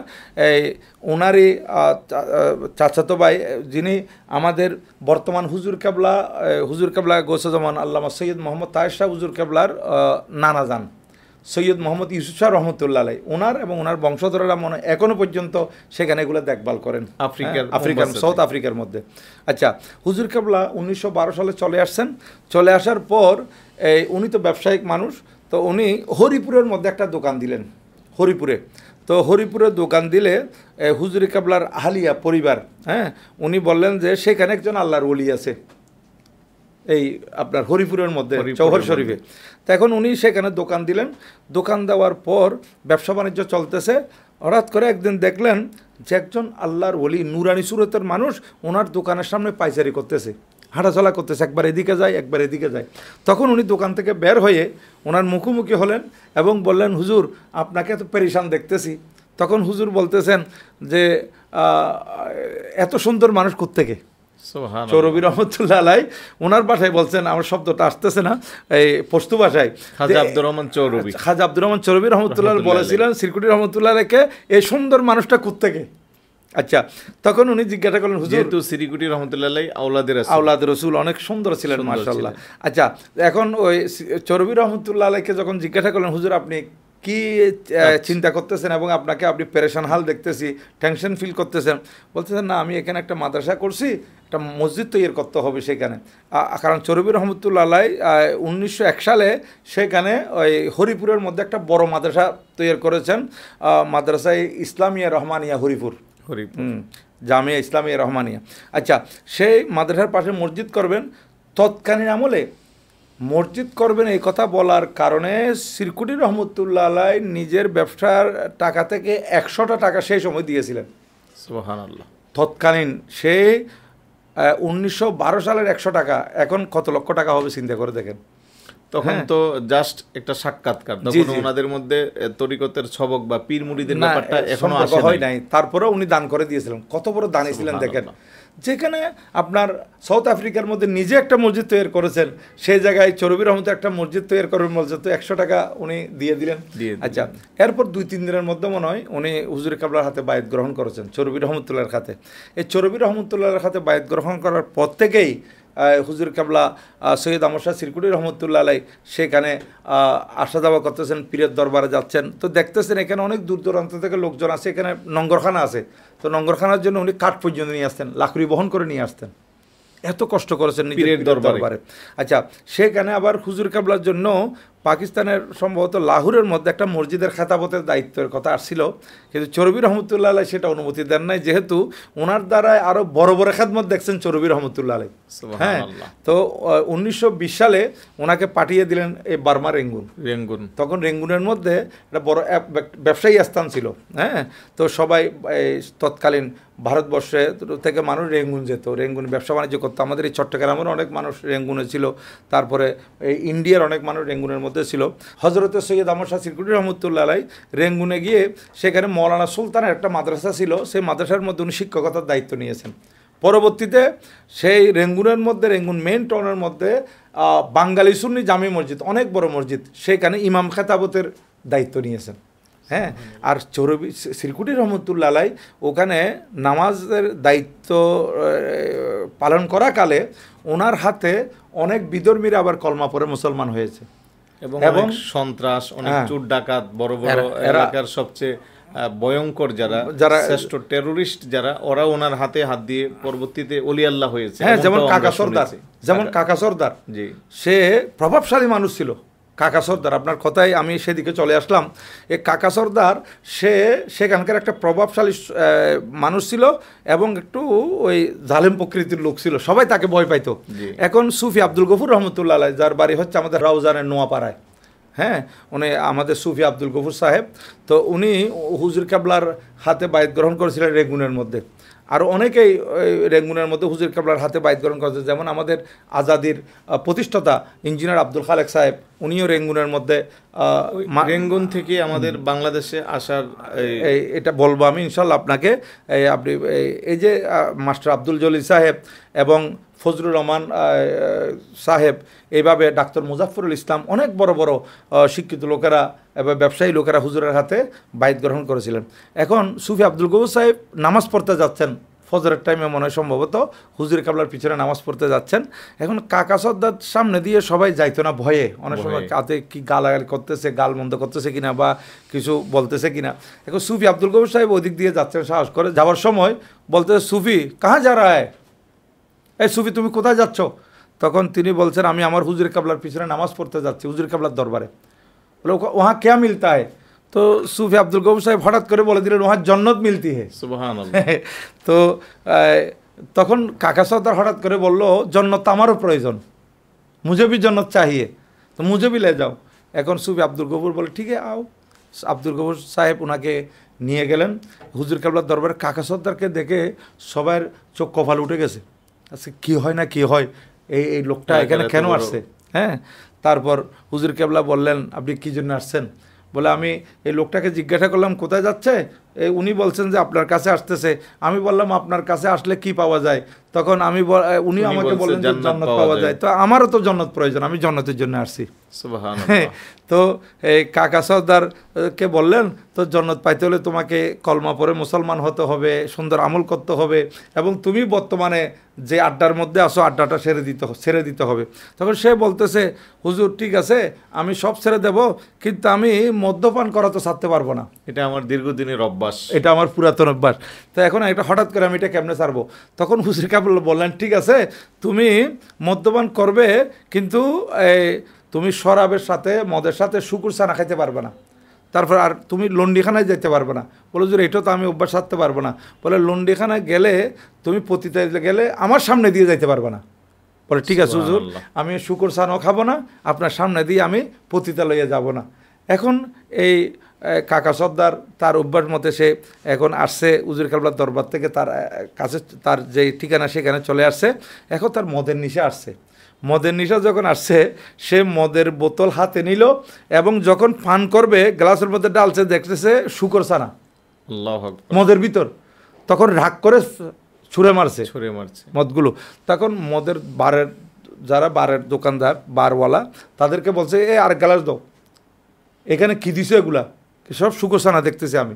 আরেক গ্লাস দিছে, দেখতেছে সে গ্লাসের মধ্যে শুকর ছানা, হ্যাঁ সেটাও ফেলে দিছে। এবার 2-3 বার খাওয়ার পর যাও তোমার থেকে আর মদ খাবো না, এরকম বলে সে বাদ দিয়ে দিছে। এখন সে লন্ডিখানায় যাবে, রাত্রিবেলা রাত গভীর হয়েছে, সেই পতিতালয়ে যাবে। দেখতেছে যেদিক থেকে যায় সে রাস্তার ওই সামনে দেখতেছে হুজুর কাবলা লাঠি নিয়ে দাঁড়িয়ে আছেন। এখন সে তো ওয়াদা করছে হুজুর কাবলার সামনে দিয়ে যাবে না। তখন এখন ওই রাস্তা বাদ দিয়ে সে আরেক রাস্তা ধরছে। আরেক রাস্তা দিয়ে যখন ওই পতিতালয়ে যাওয়ার খেয়াল করছে, কাছাকাছি যাইতে দেখতেছে হুজুর কাবলা সেখানে লাঠি নিয়ে দাঁড়িয়ে আছেন, লাঠি মোবারক, আসা মোবারক নিয়ে। এখন সে 2-3 বার এরকম করে শেষ পর্যন্ত বলতে যাও আমি ওইদিকে আর যাবো না। আর চলে গেছেন কোথায়? ওই ফজর হয়ে গেছে হুজুর কাবলার পিছনে নামাজ পড়ার জন্য। দেখতেছে যে হুজুর কাবলাকে ওখানে দেখতেছে, এখন সে মসজিদে আসার আগে আগে দেখতেছে হুজুর কাবলা সেখানে দাঁড়িয়ে আছেন। আল্লাহর ওলির করামত, বহু করামত আছে সাইন্সের সিরকুটের। আল্লাহু আকবার, এগুলো তো আসলে বলা শেষ করা যাবে না। কিন্তু আমাদের সমাজে অনেকে এগুলোকে বিশ্বাস করে না, অথচ কেরামতুল আউলিয়ায় হকুন, এটা তো আকায়েদের কথা। হ্যাঁ, আল্লাহর ওলিগণের করামত সত্য, এবং আল্লাহর ওলিগণের করামত বর্ণনা করতে গিয়ে আল্লাহ পাক কোরআনে পাকে সূরা নমলের মধ্যে বর্ণনা করেছেন যে চোখের পলক মারার আগেই আপনার 900 মাইল 1300 কিলোমিটার থেকে বিলকিসের সিংহাসন চোখের পলক মারার আগে আগে নিয়ে আসছেন। কবলা ইয়ারতাদ্দা ইলাইকা তরফুক। হ্যাঁ, এটা তো কোরআন শরীফ। তাহলে আল্লাহর ওলির করামত না মানা মানে কোরআন শরীফ অস্বীকার করা। আচ্ছা, যাই হোক, এখন সিরকুটি রহমতুল্লাহ আলাই সেইখানে আছেন ওই আপনার রেঙ্গুনের মধ্যে বাঙালি মসজিদের খাতাবতে। এদিকে হুজুর খাজা চৌরবি রহমতুল্লাহ আলাই উনি এত বড় বেলায়েত সম্রাট ছিলেন, কিন্তু উনি সব উনার এগুলো গোপন রেখেছিলেন। উনি মজমুয়ে সলাত রাসূল 30 পারা লিখেছেন, এই যে কেউ জানে না, এবং বলেছেন দরুদ শরীফের উপর 30 পারা কোরআন শরীফ, দরুদ শরীফের উপর 30 পারা কোরআন শরীফ। পৃথিবীর মধ্যে 3টা কিতাব আছে 30 পারা 30 পারা। সুবহানাল্লাহ। একটা হচ্ছে আল্লাহ তাআলার কালামুল্লাহ শরীফ, কোরআন শরীফ, এটা 30 পারা। আরেকটা হচ্ছে নবীজির হাদিস শরীফ, বুখারী শরীফ 30 পারা। আরেকটা হচ্ছে দরুদ শরীফের কিতাব 30 পারা, মজমুয়ে সালাত রাসূল সাল্লাল্লাহু আলাইহি ওয়াসাল্লাম। এটার আসল নাম হচ্ছে মুহাইয়িরুল উকুল। হ্যাঁ, তো এই আকলকে হয়রান করে দেয়। হ্যাঁ, এটা মানুষ বুঝতে পারে না। অনেক বড় বড় আলেমরা এটা এই অর্থ করতে তো অনেক সময় আটকে যায়। এটা আল্লাহর রহমতে এখন কিছু অনুবাদ হয়েছে অনেক। এখন দেখেন চরবি রহমতুল্লাহ এটা পাণ্ডুলিপিটা ওনার কাছে পাঠিয়ে দিয়েছেন রেঙ্গুনের মধ্যে, এবং বলেছেন যতদিন পর্যন্ত এই কিতাব ছাপানো হবে না আপনি রেঙ্গুন থেকে বাড়িতে আসবেন না। নিজের পীরের নির্দেশ পালন করতে গিয়ে উনি 1920 সালে গেছেন রেঙ্গুন, এবং এই মজমুয়ে সালাত রাসূল ছাপিয়েছেন 1933 সালে। 35 বা 36 সালে উনি বাড়ির দিকে আসছেন। 15-16 বছর উনি আর আসেন নাই। আর সেখানে ইতিমধ্যে 1924 সালে খাজা চরবি রহমতুল্লাহ ওফাত বরণ করেছেন, ইন্তেকাল করেছেন। কারণ উনি চেয়েছেন যে আমার এই কিতাব ছাপানোর আগে আমি দুনিয়া থেকে চলে যাই, যাতে মানুষ আমার এটা বুঝতে না পারে। এত বড় খেদমত, বিশাল খেদমত করেছেন, এবং নিজের বেলায়েতকে গোপন রেখেছেন উনি, এত করামতকে। আচ্ছা, আর এর মধ্যে 1928 সালে হুজুরে কাবলার একজন শাহজাদা, আমাদের গৌসুদমা মুর্শিদ বারেক আল্লামা সৈয়দ মোহাম্মদ তৈয়ব শাহ রহমতুল্লাহ আলাইয়ের ভাই, আপন ভাই সৈয়দ মোহাম্মদ সালেহ শাহ রহমতুল্লাহ আলাই, উনি ইন্তেকাল করেছিলেন 1928 সালে। হুজুর কাবলার শাহজাদা, হুজুরে কাবলা শাহজাদা। দেখেন তখন হুজুরে কাবলা এটা খবর যখন পেয়েছেন, আল্লাহর ওলিরা তো ওনাদের জানা হয়ে যায়, এবং ওনাদেরকে তো আমি আগে বলেছিলাম বেলায়েতের একটা স্যাটেলাইট ওনাদেরকে আল্লাহ পাক দিয়েছেন, উনি জানেন। এখন ওনার জানাজা হবে কোথায়? শ্রীকুশ শরীফে, হজরতে সৈয়দ মোহাম্মদ সালেহ শাহ রহমতুল্লাহ আলাই। সেদিন আসরের নামাজ পড়ে হুজুর কাবলা পেরেশান যে নিজের বাচ্চা ইন্তেকাল করেছেন, ওনার জানাজা হবে। এখন হুজুর কাবলা ভাইদেরকে বলেছিলেন আমাকে একটু একা ছেড়ে দাও, তোমরা এখন আমার কাছে আসিও না। হুজুর কাবলা নামাজ পড়ে হুজুরের ভিতর গিয়েছেন। হুজুরের ভিতর উনি দোয়া দিয়ে যা পড়ার এগুলো পড়ছেন, পেরেশান হাল ছিলেন। আর এদিকে আসরের নামাজের পর জানাজা হচ্ছিল শ্রীকুশ শরীফে। ওখানকার লোকেরা দেখছে হজরতে সৈয়দ আহমদ শাহ শ্রীকুটি রহমতুল্লাহ ওই জানাজার মধ্যে উপস্থিত ছিলেন। সুবহানাল্লাহ, সুবহানাল্লাহ। দেখেন উনি ছিলেন ওনার হুজরায় রেঙ্গুনে, আর মানুষ দেখতেছে ওনাকে জানাজার মধ্যে। কত বড় মহান আল্লাহর ওলি, চিন্তা করে দেখেন। আচ্ছা, যাই হোক, হুজুর সৈয়দ আহমদ শাহ শ্রীকুটি রহমতুল্লাহ আলাই 1933 সালে একটা কমিটি করে দিয়ে এই মজমুয়ে সালাত ছাপিয়েছিলেন, এটা প্রথমবারের মতো। আচ্ছা, এবার উনি 1935 বা 36 সাল থেকে এই পাকিস্তান, তৎকালীন আর কি, তৎকালীন ভারতবর্ষ, বর্তমান পাকিস্তান, অখণ্ড ভারতবর্ষ, এখন বর্তমানে পাকিস্তান, খাইবর পাখতুনখোয়া, এটা হুজুর কাবলাদের এরিয়া, এটা শেতালু শরীফ, সেখানে এই আসা যাওয়া করতেছেন। তখন তো আসা যাওয়া করতে গেলে আপনার চট্টগ্রাম হয়ে ওদিকে কলকাতা হয়ে যাইতে হইতো। তো এই যে আমি আপনাকে আগে বলছিলাম যে আমাদের চট্টগ্রামের অনেক ভাইয়েরা, মুরব্বীরা যে হুজুরের হাতে বায়াত গ্রহণ করছিলেন, ওনারা চট্টগ্রাম হুজুরকে দাওয়াতও দিয়েছেন আসার জন্য। আবার ইমাম আহলে সুন্নাত গাজিউদ্দিন মিল্লাত ওয়াইসুল করণী হোসেন খাজা বাঙ্গাল আশিক রসুল শের বাংলা রহমতুল্লাহ আলাইও রেঙ্গুন গিয়েছেন, হুজুরে কাবলার সাথে সাক্ষাৎ হয়েছে। উনি হুজুরে কাবলাকে এখানে দাওয়াত দিয়েছিলেন, শের বাংলা রহমতুল্লাহ আলাই। হ্যাঁ, এবং হুজুর কাবলার ব্যাপারে শের বাংলা রহমতুল্লাহ আলাই মন্তব্য করেছিলেন, ই চুনি পীরে মগা হারগিজ নদী দম তার জাহা। আমি এইরকম অলি, আমি পৃথিবীর অনেক জায়গায় ভ্রমণ করছি, এইরকম অলি দেখি নাই। সুবহানাল্লাহ। শাহিনশাহ শ্রীকুটের শান ইমাম আহলে সুন্নাত শের বাংলা রহমতুল্লাহ কত সুন্দর করে বর্ণনা করেছেন। আচ্ছা, এখন এই ভাইদের দাওয়াতে হুজুরে কাবলা যাওয়ার পথে এখানে 2 দিন 3 দিন 4 দিন হুজুরে কাবলা এখানে অবস্থান করতেন। তারপর দেখা গেছে ওই 1941 সালের মধ্যে, দ্বিতীয় বিশ্বযুদ্ধের মধ্যে ডিসেম্বর মাসের 23 তারিখ বর্মার মধ্যে বোমবারি হবে, বোম পড়বে। এই জন্য হুজুর কাবলা বলেছিলেন ভাইদেরকে যে তোমরা যাদের বাড়ি, যেখানে তোমরা বাড়িতে চলে যাও, এখানে বোম পড়বে, তোমরা বাড়িতে চলে যাও। আর ফজলুর রহমান সরকারকে হুজুর বলছেন যে আমি চলে যাচ্ছি, আমার বিছানায় তুমি 3 দিন থাকবে, 3 দিন পর তুমিও চলে আসবে। ফজলুর রহমান সরকার, ওনার বাড়ি হচ্ছে ওই আপনার ফটিকছড়িতে। আল্লাহর ওলির সোবত পেয়ে উনিও বড় মকাম লাভ করেছিলেন রহমতুল্লাহ আলাই। তো উনি 3 দিন পরে চলে আসছেন। উনি বলতেছেন আমি চলে আসার পরেই এখানে বোম পড়ছে। যারা হুজুর কাবলার কথা মানে নাই, হয়তো অনেকে শাহাদত বরণ করেছে, হ্যাঁ মারা গেছেন, আর অনেকেই প্রাণ হাতে নিয়ে ভাইগা আসছে আর কি, পালাই আসছে। তো যাই হোক, এরপর থেকে হুজুর কেবলা আর রেঙ্গুনে যান নাই। হুজুর কেবলা চট্টগ্রামে আসতেন, বাংলাদেশে আসতেন। বাংলাদেশে আসলে উনি 2 মাস 3 মাস 4 মাস থাকতেন। 42 থেকে শুরু করে হুজুর কেবলা বাংলাদেশে আসা যাওয়া করতেছেন। 42-এর মধ্যে দেখা যাচ্ছে আমাদের ওই রৌজানের দারুল ইসলাম মাদ্রাসা, ওইটা হুজুর কেবলার প্রতিষ্ঠিত 1942 সালে রৌজান দারুল ইসলাম, এটা কামিল মাদ্রাসা। আচ্ছা, যাই হোক, এরপর হুজুর কেবলা এখানে ভাইদেরকে মুরিদ করাচ্ছেন যারা আসতেছে, এবং ভাইদেরকে ইসলামের সুন্দরভাবে শরীয়ত তরিকতের শিক্ষা দিচ্ছেন। হ্যাঁ, দিতে দিতে আপনার হুজুর কেবলা তো প্রতি বছরে আসতেছেন। এখানে 1949 ইংরেজিতে হুজুর কেবলা একটা দাওয়াত হয়েছিল আপনার এই বাঁশখালী পুইশরিতে, বাঁশখালী।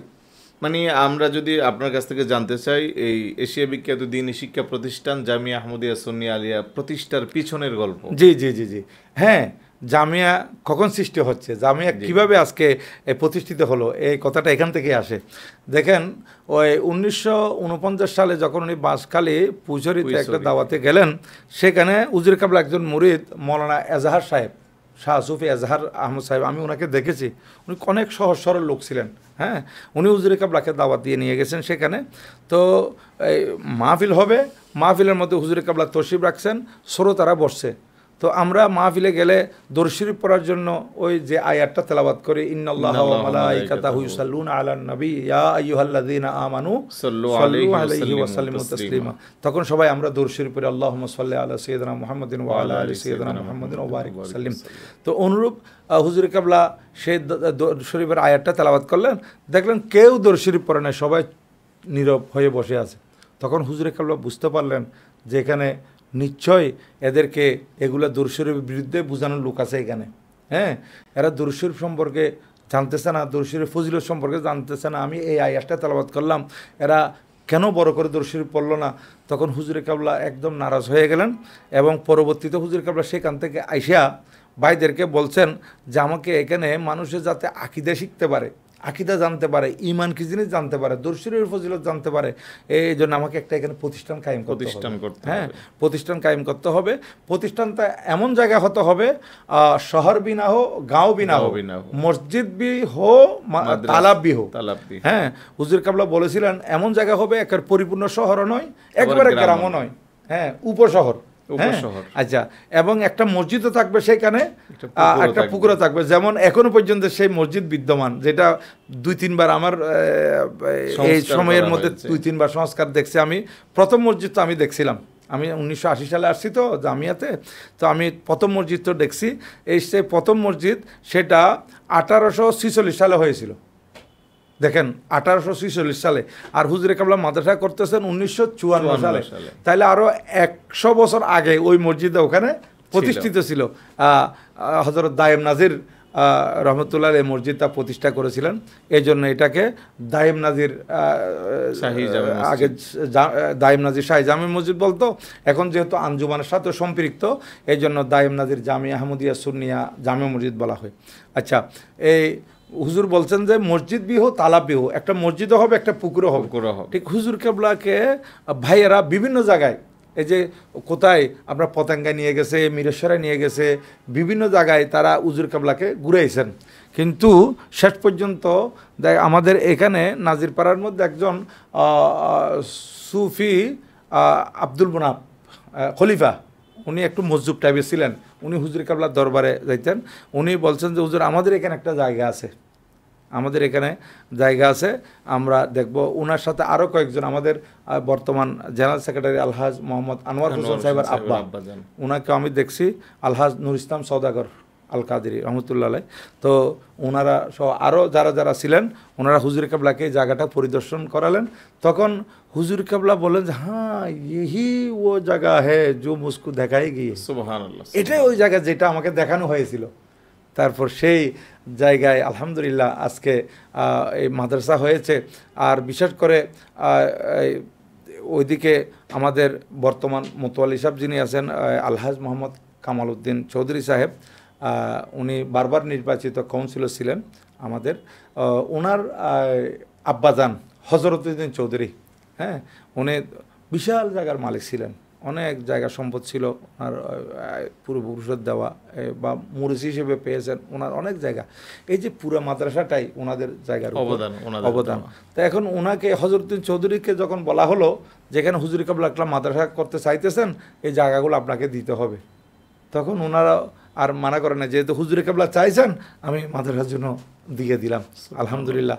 তো এই মাদ্রাসাটা এই ফাউন্ডেশন দেওয়া হয়েছিল 1954 সালে। হ্যাঁ, তো এই মাদ্রাসা হতে হতে আলহামদুলিল্লাহ আজকে দেখেন শাহিন শাহ সিরকুটের প্রতিষ্ঠিত মাদ্রাসা আজকে এশিয়া বিখ্যাত দ্বীনি প্রতিষ্ঠান হিসেবে পরিগণিত হয়েছে আলহামদুলিল্লাহ। বাংলাদেশে তো শুধু জামিয়া আহমদিয়া সুন্নিয়া আলিয়া নয়, রাজধানী ঢাকাতে কাদিরিয়া তৈয়বা কামিল মাদ্রাসা।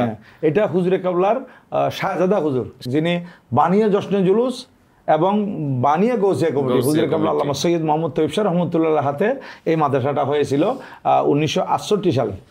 এক কথায় আমরা বলতে পারি যে সৈয়দ আহমদ শাহ সিরিকুটি রহমতুল্লাহ আলাই এই দেশে আসার পরে ওনাদের যে খেদমত, বিভিন্ন দরবারের বিভিন্ন খেদমত আছে, আমরা সবার খেদমতকেই শ্রদ্ধা এবং সেলুট জানাই। তবে এই সৈয়দ আহমদ শাহ সিরিকুটি রহমতুল্লাহ আলাই ওনাদের খেদমতরা আমরা দেখতে পাচ্ছি প্রাতিষ্ঠানিক রূপে বেশি ওনারা খেদমত আঞ্জাম এবং অনন্য খেদমত। এই যে আমাদের বর্তমান জামিয়া আহমদিয়া সুন্নিয়া আলিয়া কামিল মাদ্রাসায় বর্তমানে প্রায় 10,000-এরও অধিক শিক্ষার্থী আলহামদুলিল্লাহ জি, এবং বাংলাদেশের প্রত্যন্ত এলাকায় কামিল মাদ্রাসা, ফাজিল মাদ্রাসা, আলিম মাদ্রাসা, দাখিল মাদ্রাসা, ইবতেদায়ী মাদ্রাসা থেকে শুরু করে প্রায় 300-র কাছাকাছি মাদ্রাসা আছে, যেগুলো আঞ্জুমানে রহমানী আহমদিয়া সুন্নিয়া ট্রাস্ট। আঞ্জুমান ট্রাস্টে প্রায় আপনার 200 শতাধিকের মতো পরিচালিত। আবার আঞ্জুমানকে দিতে পারে না কিন্তু হুজুর কাবলার নামে প্রতিষ্ঠিত এরকম আরো বহু প্রতিষ্ঠান আছে, হ্যাঁ, যারা আঞ্জুমানকে দেওয়ার জন্য চাচ্ছেন। হ্যাঁ, তো এরা আঞ্জুমানকে দিতে গেলে তো কিছু প্রসেসিং আছে, ওনার আন্ডার প্রসেসিং অনেক মাদ্রাসা আছে কিংবা দেওয়ার জন্য চেষ্টা করতেছেন, কিন্তু হুজুর কাবলার নামে প্রতিষ্ঠিত এরকম অনেক মাদ্রাসা। আমরা বলতে পারি যে আওলাদে রাসূল ওনাদের এই খেদমতটা প্রাতিষ্ঠানিক কেন্দ্রিক বেশি বাংলাদেশে রূপ পেয়েছে, এবং আমরা যারা বাংলাদেশে আছি আকীদার ক্ষেত্রে মসলকে আলা হযরতের উপরে আওলাদে রাসূলদের প্রতিষ্ঠানগুলো যথেষ্ট ভূমিকা রাখছে আলহামদুলিল্লাহ। আলহামদুলিল্লাহ অনেক খেদমত, আর বিশেষ করে শুধু মাদ্রাসা নয়, অনেক খানাকা শরীফও আছে, অনেক মসজিদও আছে, সারা বাংলাদেশে অনেক মসজিদ, অনেক খানাকা শরীফ, অনেক সত্যিকারের আধ্যাত্মিক রাহবারের কাছ থেকে যা প্রয়োজন জাতির কল্যাণের জন্য, যখন যা প্রয়োজন আল্লাহ সুবহানাহু ওয়া তাআলা ঠিক একইভাবে আওলাদে রাসূলদের কাছ থেকে আমাদের জন্য সেই ব্যবস্থা করে দিয়েছেন। ওনারা তো এগুলা করেছেন আমাদেরই জন্য। কারণ এখন দেখেন এখানে পাকিস্তানের কোনো ছাত্র এসে পড়তেছে না, ইন্ডিয়া থেকে কোনো ছাত্র এসে পড়তেছে না, আমাদের দেশের ছেলেরা এখানে লেখাপড়া করতেছে। হ্যাঁ, আপনি শুরুর দিক দিয়ে বলেছিলেন যে আল্লাহ চাইলে যে কোনো বান্দার মাধ্যমে আল্লাহ যদি বান্দাকে পছন্দ করে সে মর্যাদা দিয়ে তার মাধ্যমে সেই খেদমত নেই। সেই সূত্রপাতে একটা মরা কাঠ থেকেও চাইলে আল্লাহ খেদমত দিতে পারেন। সেখানে মহান আল্লাহর ওলি যারা রাসূল পাক সাল্লাল্লাহু আলাইহি সাল্লামের বংশধর, ওনাদের মাধ্যমে আজকে বাংলাদেশকে আবাদ করা হয়েছে। জি জি জি, আলহামদুলিল্লাহ। আমরা সত্যিকারের আহলে সুন্নাত ওয়াল জামাতের আকীদা শিখেছি এবং কোরআন সুন্নাহর যথার্থ তাফসীর ব্যাখ্যা পড়ার সুযোগ পেয়েছি। জি জি, সুতরাং এমন মহান আধ্যাত্মিক সাধক আল্লাহর ওলি যারা শরীয়ত এবং তরিকতের উভয় দিক পালে সমানভাবে সারা বাংলাদেশের মানুষকে প্রাতিষ্ঠানিক রূপ, খানকা শরীফের রূপ, যেভাবে যা দেওয়া দরকার ইসলামের কল্যাণে শুধু দিচ্ছেন না, এখনো দেওয়ার মধ্যে আছেন। শুধু বাংলাদেশ না, বিশ্বের অনেক কান্ট্রিতেই হুজুর কাবলাদের অনেক প্রতিষ্ঠান রয়েছে, অবদান আছে।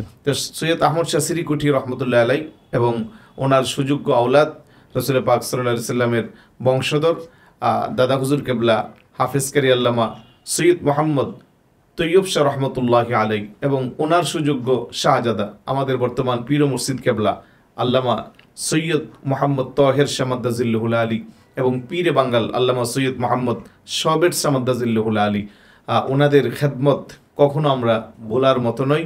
ওনাদের এগুলো আমরা কৃতজ্ঞতা স্বীকার করেও শেষ করতে পারবো না, যাদের অক্লান্ত পরিশ্রমের বিনিময়ে আমরা এই সুন্দর সাজানো বাগান পেয়েছি। তাদের অবদান আমরা যদি অস্বীকার করি নিমক হারামের মতো আমাদের অবস্থান হবে। তো প্রিয় সুধী, আমরা দীর্ঘ সময় যাবৎ এই আওলাদে রাসূল বানিয়ে জামিয়া কুতুবুল আউলিয়া হাফেজ কারি আল্লামা সৈয়দ আহমদ শাহ সিরিকুটি রহমতুল্লাহ আলাইহির সংক্ষিপ্ত জীবন বৃত্তান্তের উপরে অনেক কিছু শুনেছি। হুজুর কেবলার অনেকগুলো দিক রয়েছে, এক একটা দিক নিয়ে গবেষণা নিয়ে আমরা কথা বললে আমাদের অনেক সময় লাগবে। ইতিমধ্যে হুজুর কেবলার উপরে থিসিক্স হয়েছে, এমফিল হয়েছে, গবেষণা হয়েছে, যেগুলো বলে শেষ করা যাবে না। তো আমরা আজকের এই ছোট্ট পরিসরে আমরা অনেক কিছু শুনেছি। শেষ পর্যায়ে আমরা মুহতারাম হুজুরের কাছ থেকে হুজুর কেবলার কিছু কারামত শুনে আমরা আমাদের আজকের অনুষ্ঠানটি শেষ করব ইনশাআল্লাহ। জি, হুজুর কেবলার করামত সম্পর্কে যদি বলতে যাই, এগুলো তো অনেক করামত আছে। যেমন বার্মার মধ্যে তো অনেক করামত আছেই, অলরেডি আমরা কিছু কারামত আলোচনাও করেছি। আমাদের এখানে এই যে আমি এখন এখানে বসে আছি, মনে করেন হিলবির মধ্যে, আমাদের পাশে আমিজুল মেল একটা সমাদার পাড়া আছে। সমাদার পাড়ার এক মহিলা, উনি এখনও বেঁচে আছেন। এখানে আপনাকে বলা বাহুল্য একটা কথা বলে দিই, শাহিন শাহ সিরকুর রহমতুল্লাহ উনি দীর্ঘ হায়াত পেয়েছিলেন। এবং আমরা যা শুনেছি ওনার যারা মুরিদ ছিলেন, যারা ওনার সংস্পর্শ পেয়েছে, ওনারাও হায়াত অনেক লম্বা পেয়েছেন। এটাই আমি আপনাকে বলতে চাইছিলাম যে হুজুর কেবলা প্রায় 106 থেকে 108 বছর পর্যন্ত হায়াত পেয়েছেন। হুজুরের মুরিদানেরও এরকম লম্বা হায়াত। যে এখানে সমাদার পাড়া হাফেজ তাহের মৌলানা সেলিম, ওনাদের আম্মা, হ্যাঁ, এখনো আলহামদুলিল্লাহ বেঁচে আছেন। ওই ভদ্র মহিলা, উনি শাহিন শাহ সিরকুর রহমতুল্লাহ আলাইহি যখন বাংলাদেশে আসতেন, ওনার কোনো সন্তান হলে আমরা তো 6 দিনের দিন দিবাগত রাতে নাম রাখি, হ্যাঁ, ষষ্ঠী করাই, কিন্তু উনি নাম রাখতেন না যে নিজের পীর মুর্শিদ আসলে সন্তানের নাম রাখবে। এভাবে ওনার প্রত্যেকটা সন্তান হয়েছে এবং হুজুর কেবলা আসলে উনি দাওয়াত দিয়ে হুজুর কেবলার মাধ্যমে নাম রাখতেন ছেলেদের। তো এখন হুজুর কেবলা 1958 সাল হুজুর কেবলা শেষ সফর। এর আগে মনে করেন ওনার একটা সন্তান হয়েছে, হ্যাঁ, 56 কি 57 দিকে, আমার পুরো জিনিসটা মনে নাই। উনি তো এখনো বেঁচে আছেন আলহামদুলিল্লাহ। তো হুজুর কেবলাকে দাওয়াত দিয়েছেন, ওই সন্তানের নাম হুজুর কেবলা রাখছেন। রাখার পর হুজুর কেবলা চিন্তা করতেছেন যে আমি 58 সাল, তো এটা আমার শেষ সফর, এখন আমার এই মুরিদায় বাসফা এই মহিলা তারও সন্তান হবে, এখন আমাকে না পেলে তো পারা হয়ে যাবে।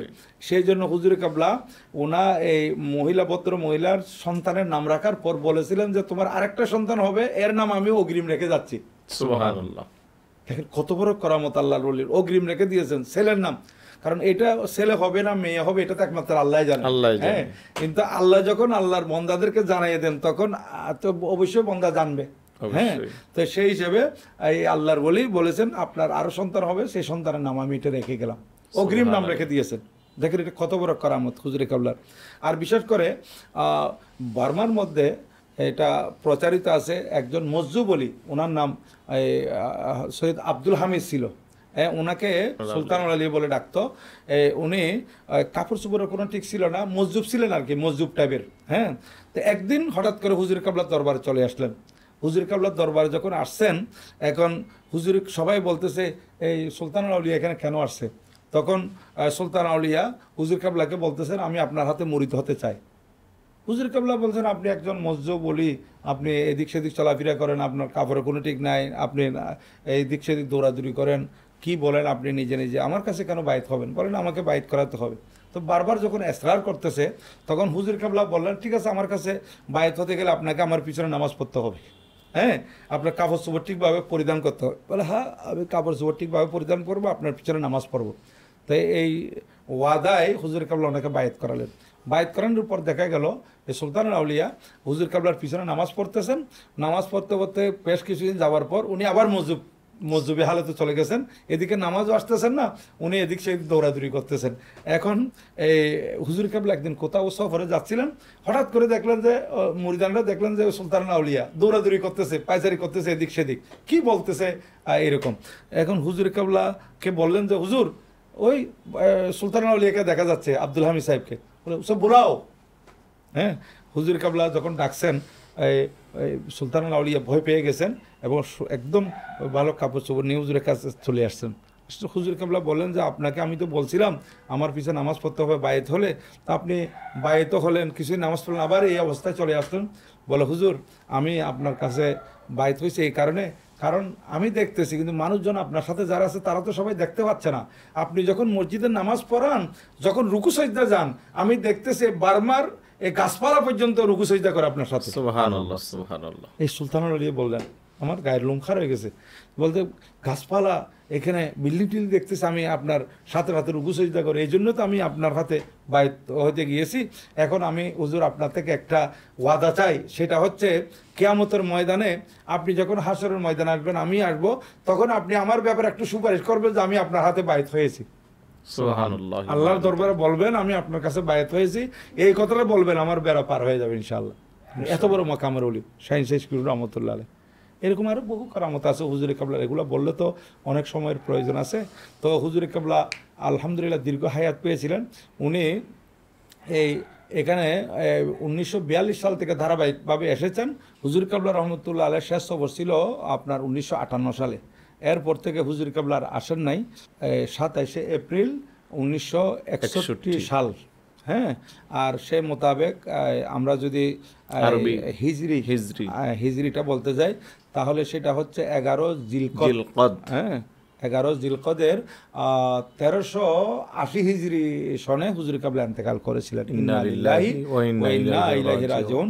এখন বর্তমানে জিলকদ চাঁদ চলতেছে। আগামী শনিবার 11 জিলকদ 1446 হুজুর কাবলার আজিমুশান ওরসে পাক আমাদের এশিয়াকৃত দ্বীনি প্রতিষ্ঠান জামি আহমদিয়া সুন্নিয়া ময়দান অনুষ্ঠিত হবে আঞ্জুমানে রহমানী আহমদিয়া সুন্নিয়া ট্রাস্টের ব্যবস্থাপনায়। এভাবে এই মহান পুরুষ, আধ্যাত্মিক পুরুষ হুজুর কাবলা সৈয়দ আহমদ শাহ সিরকুরি রহমতুল্লাহ খেদমতের দ্বারাই আজকে দেখেন উনি এবং ওনার অধস্তন বংশধরেরা কিভাবে খেদমত করতেছেন। আজকে সারা বাংলাদেশে লক্ষ লক্ষ মুরিদান হুজুর কাবলার, যারা সুন্নিয়তের দীক্ষায় দীক্ষিত হয়েছেন, শরীয়ত তরিকত সম্পর্কে বুঝছেন, এবং ওনারা আজকে এই 5 ওয়াক্ত নামাজ তো আছে, তাহাজ্জুদ পর্যন্ত পড়তেছেন, ইশরাক আওয়াবিন তরিকতের সবকগুলো পালন করতেছেন। দেখেন, তাহলে আল্লাহর ওলির সান্নিধ্য যখন আসে তখন মানুষ শরীয়তের রাস্তা খুঁজে পায়, হ্যাঁ, তরিকতের রাস্তা খুঁজে পায়। ওনারা আল্লাহকে রাজি করার জন্য যা করতে হয় সে আমলগুলো ওনারা করেন। শুধু আবার ওইদিকে দুনিয়া বাদ দিয়েছেন তাই নয়, দুনিয়াও লাগবে। কারণ আল্লাহ সুবহানাহু ওয়া তাআলা আমাদেরকে শিখিয়ে দিয়েছেন যে দুনিয়াও তালাশ করার জন্য, আখিরাতও তালাশ করার জন্য। দুনিয়াও লাগবে।